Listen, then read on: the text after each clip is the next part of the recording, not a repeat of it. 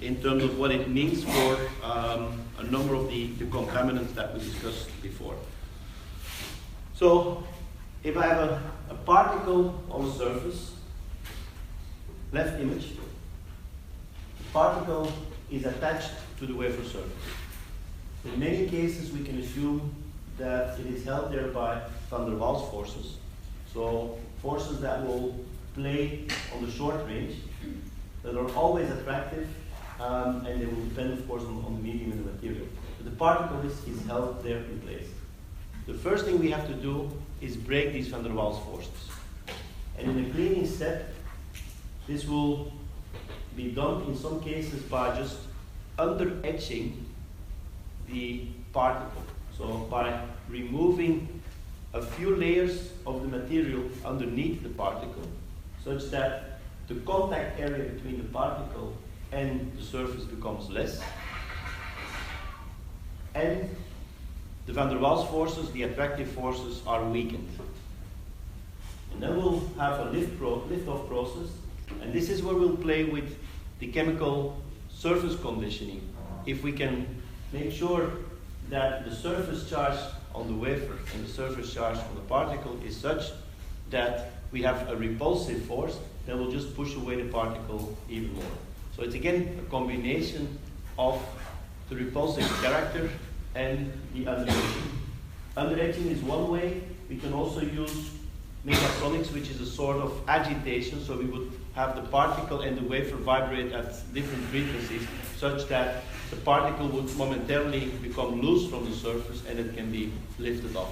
But in general, we have to overcome the van der Waals attractive forces in such a way that the repulsive forces can take over, which we can control by the chemistry.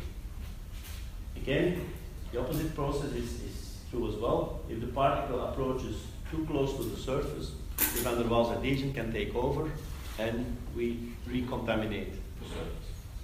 So, to make that, well, not necessarily more clear, but to make it tangible, I have here a plot that is in there for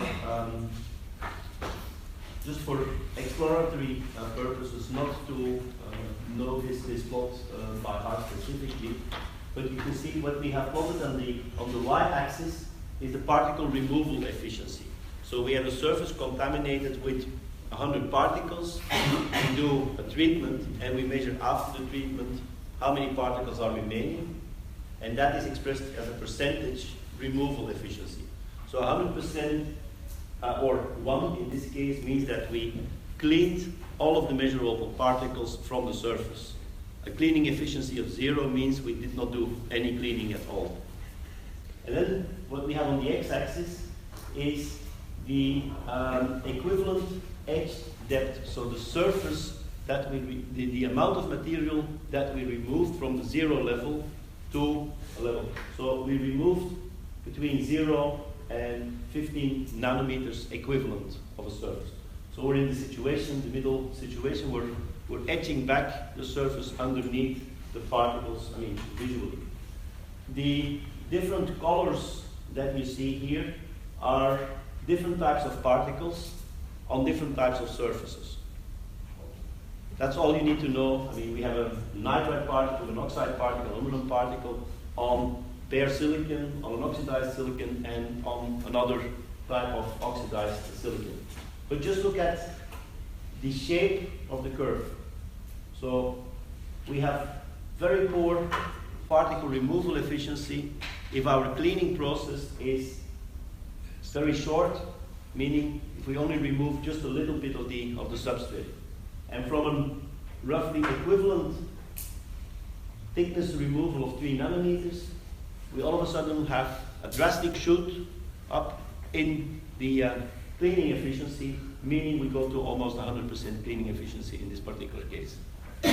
So this is a demonstration that this process is working.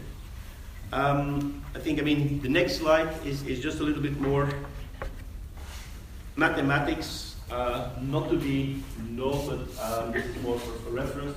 So the van der Waals forces basically are proportional to the radius of the particle. The larger the particle, the higher the van der Waals adhesion will be, and they're inversely proportional to the distance between the particle and the substrate, so the Z factor. That means they will work indeed at short range, and they're always attractive.